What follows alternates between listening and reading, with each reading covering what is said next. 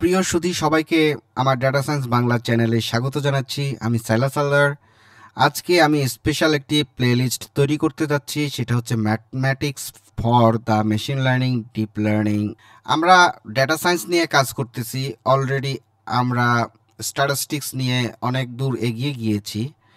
তো আমি রাতে চিন্তা করলাম যে যেহেতু আমরা স্ট্যাটিস্টিক্স পড়তেছি, এটা তো আমাদের জন্য খুবই গুরুত্বপূর্ণ মেশিন লার্নিংয়ের ক্ষেত্রে বা ডিপ লার্নিংয়ের ক্ষেত্রে। আমাদের কিন্তু এর পাশাপাশি ম্যাথমেটিক্সগুলোও করা উচিত। কেননা আমরা যখন অ্যালগোরিদম নিয়ে কাজ করব, যখন মডেল নিয়ে কাজ করব, মডেলগুলোর ফ্লো বুঝতে যাব, মডেলগুলো কিভাবে কাজ করে খুব ডিপ ডাইভ করব, তখন কিন্তু আমাদের ম্যাথমেটিক্স লাগবে। সেক্ষেত্রে আমাদের বুঝতে কিন্তু কষ্টও হবে। তাই আমি এখন স্পেশালভাবে আলাদা একটা প্লেলিস্ট তৈরি করতেছি, যার মধ্যে যতগুলো মডেল আছে, মডেলে আমার যেই থিওরিগুলো লাগবে, যেই অঙ্কগুলো লাগবে, এই অঙ্কগুলো আমরা স্পেশালভাবে করব, আগে থেকে জানবো। সেক্ষেত্রে আমাদের এই মডেল অ্যানালাইসিস করা কোনো বিষয়ই হবে না, আমরা ইজিলি করতে পারবো। তো আজকে আমার আলোচনার বিষয় হচ্ছে ভেক্টর। আমি ভেক্টর নিয়ে আলোচনা করব। এখানে দেখতেছেন আমি ভেক্টর লিখেছি। এখানে ভদ্রলোক রেনি ডেসকার্ট, তিনি ভেক্টরের জনক। তাকে আমরা ভেক্টরের জন্মদাতা হিসেবে আখ্যায়িত করি। কিন্তু ভেক্টর কিন্তু আগে থেকেই প্রচলিত ছিল। আমরা বিভিন্ন ইতিহাসে দেখি আগে থেকে এটা প্রচলিত ছিল, কিন্তু এরপরেও আমরা সর্বসম্মতিক্রমে তাকেই আমরা ভেক্টরের জনক হিসেবে জানি। এখন ভেক্টরটা কি, এটা কি মেশিন লার্নিংয়ে লাগে, সেটা নিয়ে আমরা একটু আলোচনা করি। মূলত ভেক্টরটা হচ্ছে ম্যাথমেটিক্যাল ফান্ডামেন্টাল, এটা হচ্ছে গণিতের মৌলিক একটা উপাদান। তাহলে ভেক্টরটা কি গণিতের একটা মৌলিক উপাদান। এটা মেশিন লার্নিংয়ে খুবই প্রয়োজনীয়। মেশিন লার্নিংয়ের যে মডেলগুলো আছে সেগুলো অ্যানালাইসিস করতে এটা খুবই গুরুত্বপূর্ণ ভূমিকা রাখবে। এর দুইটা বিশেষ কোয়ান্টিটি আছে যেটা রিপ্রেজেন্ট করে মূলত, সেটা হচ্ছে ম্যাগনিটিউড, আরেকটা হচ্ছে ডিরেকশন, যার বাংলা অর্থ দ্বারা একটা হচ্ছে মাত্রা আর একটা হচ্ছে গিয়া দিক। এই দুইটা জিনিস খুবই গুরুত্বপূর্ণ, এটা আমরা মনে রাখবো। এছাড়াও তার কিছু ইউজ রয়েছে, তার কিছু ব্যবহার রয়েছে। অর্থাৎ মেশিন লার্নিংয়ে যে জিনিসগুলা ব্যবহৃত হয় আমি একটু ভেঙে বলতে চাচ্ছি। যেমন এখানে লেখা আছে ফিচার, FEATURES, ফিচার্সটা কি, ধরেন ওজন, তারপরে বয়স, উচ্চতা, এগুলোকে আমরা তিন মাত্রিক ভেক্টর হিসেবে আখ্যায়িত করতে পারি। ধরেন উচ্চতা, ওজন, তারপরে ধরেন বয়স, এই তিনটাকে আমরা তিন মাত্রিক ভেক্টর হিসেবে আখ্যায়িত করতে পারি। তিন মাত্রিক ভেক্টর হিসেবে আমরা আখ্যায়িত করতে পারি। এছাড়া ধরেন আমরা যে মডেলগুলো ইউজ করব, এখানে লিখে দিছে, এটা ফিচার গেল। ওয়েট, আমরা যে মডেলগুলো ইউজ করব, সেটা মেশিন লার্নিং হোক বা ডিপ লার্নিং হোক, যে মডেলগুলো ইউজ করব সেখানে কিন্তু আমার ওয়েট ভেক্টর ইউজ করতে হবে। সেখানে আমাদের ওয়েট ভেক্টর ইউজ হবে। তো এই বিষয়গুলা খুবই গুরুত্বপূর্ণ ছিল। এছাড়াও আমরা মাঝে মাঝে কিন্তু ডিস্টেন্স ক্যালকুলেট করি। সেজন্য আমাদের দূরত্ব পরিমাপের জন্য বা ডিস্টেন্স, আমি বাংলায় লিখলাম, আপনারা একটু কনসেপ্টটা নেওয়ার চেষ্টা করবেন। বাংলা ইংরেজি কোনো বিষয় না, দূরত্ব বা ডিস্টেন্স। আচ্ছা, আমি ইংলিশেই লিখে দেই, নিচেও ইংলিশ লিখি। দূরত্ব বা ডিস্টেন্স, যাকে আমরা ইউক্লিডিয়ান ডিস্টেন্স বলি বা ইউক্লিডিয়ান ডিস্টেন্স, সেজন্য আমরা কি করি, এই ভেক্টর ইউজ করে থাকি।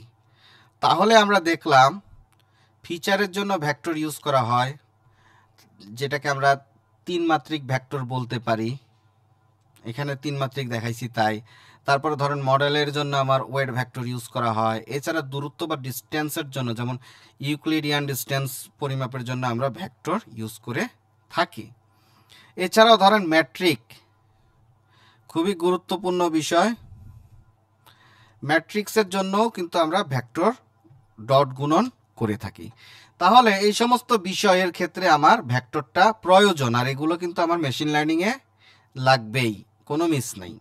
দূরত্ব পরিমাপ করতে আমাকে লাগবে ভেক্টর, মডেলগুলো অ্যানালাইসিস করতে আমাকে ভেক্টর লাগবে। তারপরে ফিচার, তো এখানে আমি ফিচার পরিমাপের জন্য তো আমাদের বা ফিচারকে জানতে আমাদের কিন্তু ভেক্টর ইউজ করতে হবে। এছাড়া ডট গুণনের জন্য আমাকে ভেক্টর লাগবে। তো এই সমস্ত জায়গায় আমাকে ভেক্টর ইউজ করতে হচ্ছে। এখন ভেক্টরটা কি? What is the vector? Vector কি সেটা আমাদেরকে জানতে হবে। বিভিন্ন ধরনের ভেক্টর আমরা দেখে থাকি। যেমন আমরা দ্বিমাত্রিক ভেক্টর যদি আমরা ব্যাখ্যা করি,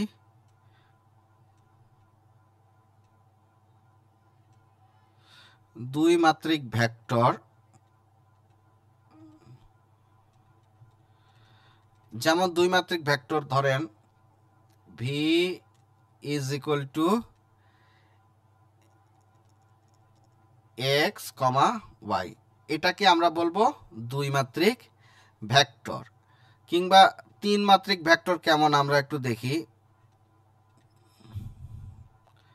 তিন মাত্রিক ভেক্টর হবে V is equal to X Y Z. তো তিন মাত্রিককে আমরা গ্রাফিক্যালি এভাবে দেখাইতে পারি। ধরেন আমরা এভাবে দেখাতে পারি, এটাকে 3 ডাইমেনশন বলতে পারি আমরা।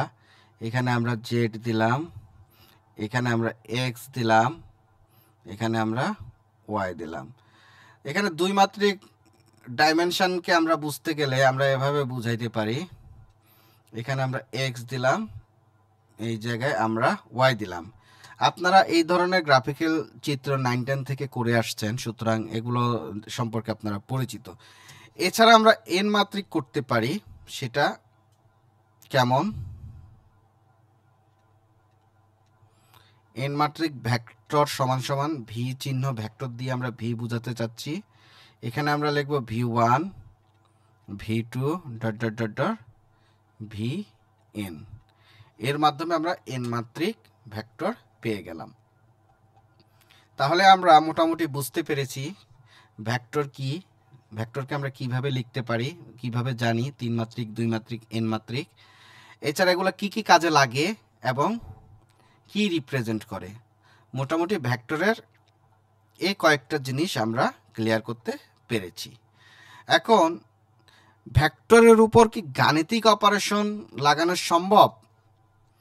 ধরেন আমরা গাণিতিক অপারেশন,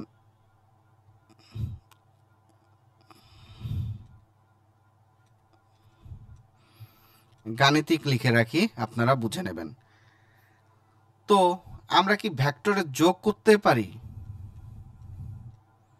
ভেক্টর এডিশন। এখন অবশ্যই এই কাজটা আমরা করতে পারি। তাহলে ভেক্টরের এডিশনটা আমরা কিভাবে করব? ভেক্টরের এডিশন ধরেন v1 ইজ ইকুয়াল টু দেওয়া আছে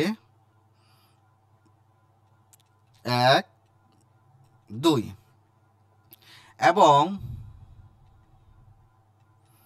v2 ইজ ইকুয়াল টু দেওয়া আছে 3 4 3 4। তাহলে এখানে দেখেন v1 দেওয়া আছে 1 2 আর v2 দেওয়া আছে 3 4। আমরা যদি এখন v1 এবং v2 কে অ্যাডিশন করতে চাই, এটা কিন্তু ভেক্টর অ্যাডিশন। এখন যদি দুইটাকে আমরা অ্যাডিশন করতে চাই তাহলে আমরা লিখব v1 প্লাস v2। এই জিনিসটা লেখার পরে আমরা কি করব? ভেক্টর এডিশনটা ভালো করে খেয়াল করবেন কিভাবে এডিশন করতে হয়। আমরা এডিশন করব এই যে এই অংশের সাথে এই অংশ যোগ, কমার আগেরগুলো আমরা কি করব? যোগ করব। 1 প্লাস 3, তারপর কি কমা, কমা দেওয়ার পরে এখানে 2 আছে, এখানে 4 আছে, এই দুটোকে যোগ করে দিব। তাহলে এটা হচ্ছে কি ভেক্টর এডিশনের রুলস। এখন আমরা রেজাল্ট কি পাবো? তাহলে আমরা ভেক্টর এডিশন কিভাবে করব? v1 v2 দেওয়া আছে, তাহলে v1 এর প্রথম অংশ v2 এর প্রথম অংশ, v1 এর দ্বিতীয় অংশ v2 এর দ্বিতীয় অংশ, এই দুটোকে যোগ করে এখানে রেজাল্ট যা আসবে এই জিনিসটা 1 1 আর 3 কত হয় 4, 2 আর 4 6, এটাই হবে রেজাল্ট। তাহলে আমরা ভেক্টর এডিশনটা বুঝতে পারলাম। এখন আমরা দেখব স্কেলার গুণন। তো স্কেলার গুণনটা বুঝার আগে আমরা স্কেলার কি জিনিস এই জিনিসটা একটু বুঝে আসি। স্কেলারটা কি? স্কেলার একটা স্বাধীন রাশি, এর মধ্যে কোনো কি ভেক্টরের মতো দিকও থাকবে না, মাত্রাও থাকবে না। আমরা এই জায়গাটায় দেখেন এখানে দুইটা জিনিস থাকে, ভেক্টরের মধ্যে কিন্তু দুইটা জিনিস থাকে, একটা থাকে ম্যাগনিটিউড মানে হচ্ছে মাত্রা, আর এটা থাকে হচ্ছে ডিরেকশন অর্থাৎ দিক। কিন্তু স্কেলারের ক্ষেত্রে স্কেলার এমন একটা জিনিস যার কোনো দিক এবং মাত্রা থাকবে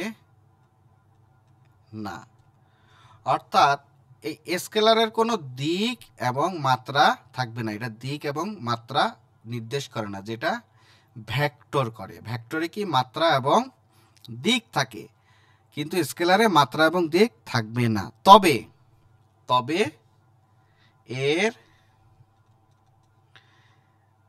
কি থাকে? পরিমাপ থাকে, এর পরিমাপ বিদ্যমান, এর পরিমাপ বিদ্যমান। তাহলে আমরা কি বুঝলাম? স্কেলার এমন একটা রাশি, ভেক্টরের হচ্ছে দিক এবং মাত্রা থাকে, কিন্তু স্কেলারের দিক মাত্রা থাকে না, তবে এর পরিমাণ থাকে, এর পরিমাণ, এটা মধ্যাহ্ন হবে, এর পরিমাণ থাকে। গাণিতিকভাবে এটি রিয়েল সংখ্যা, এর সাথে কি ম্যাট্রিক্সের গুণ ভাগ যোগ বিয়োগ করা যায়। তাহলে আমরা স্কেলারের কিছু বৈশিষ্ট্য বোঝার চেষ্টা করি। আমি সর্বপ্রথম বলেছি এটা মাত্রাহীন, এর কোনো মাত্রা থাকবে না, এর কোনো মাত্রা নেই, দিক নেই, শুধু মান নির্দেশ করে। তাহলে উদাহরণস্বরূপ কি আমরা 5কে বলতে পারি না এর কি কোনো মাত্রা আছে বা দিক আছে? নাই।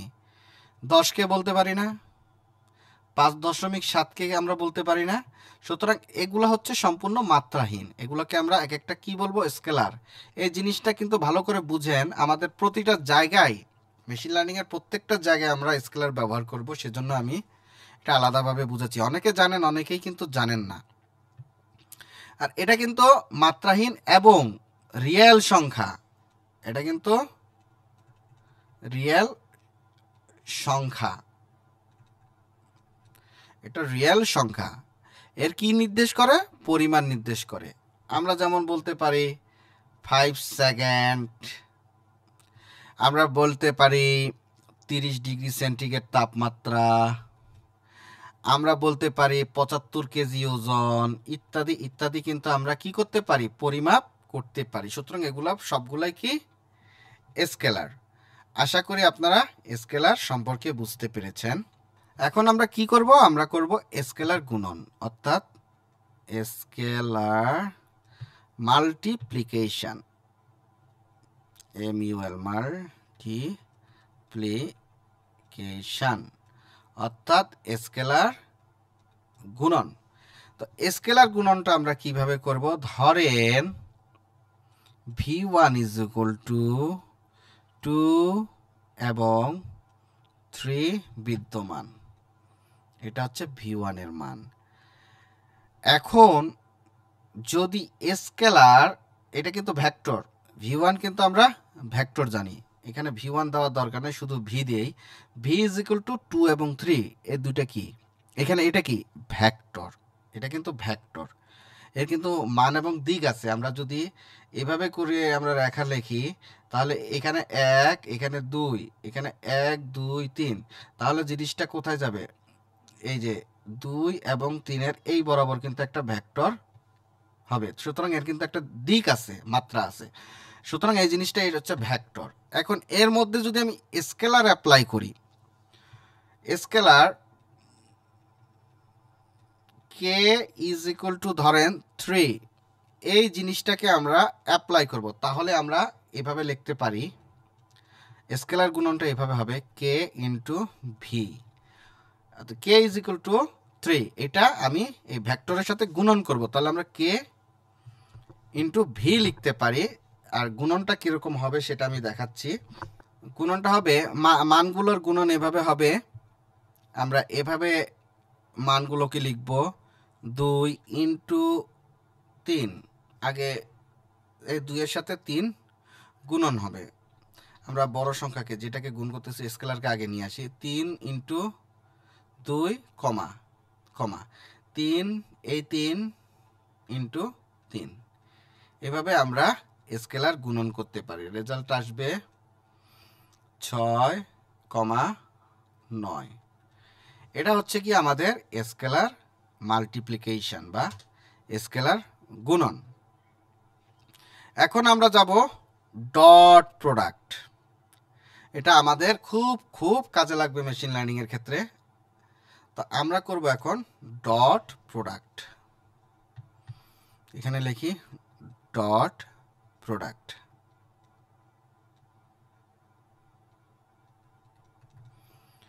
তো ডট প্রোডাক্টটা কিভাবে করব? ডট প্রোডাক্ট এভাবে হিসাব করতে হয়, v1 into v2 is equal two, এই যে এই দুইটাকে আমি লিখব, দেখেন v1 1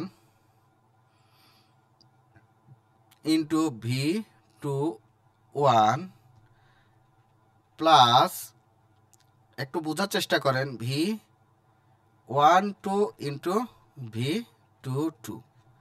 এই দুটা থেকে কিন্তু আমার এই জিনিসটা লেখা হয়েছে। কিভাবে আমি বুঝাই দিচ্ছি, ধরেন v1 ইজ ইকুয়াল টু কত আছে, 1